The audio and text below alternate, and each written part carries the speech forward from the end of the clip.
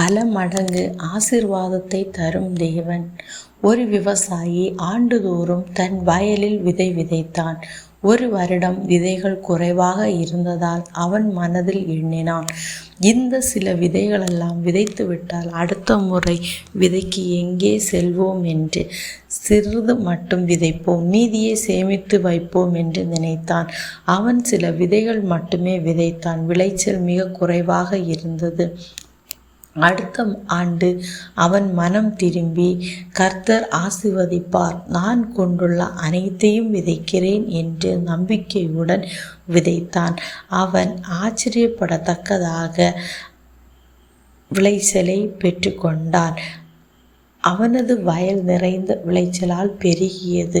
அவனுக்கு விதைகளும் இருந்தன, உண்ண உணவும் இருந்தது, மற்றவர்களுக்கும் பகிரக்கூடிய அளவு மிகுதியும் இருந்தது.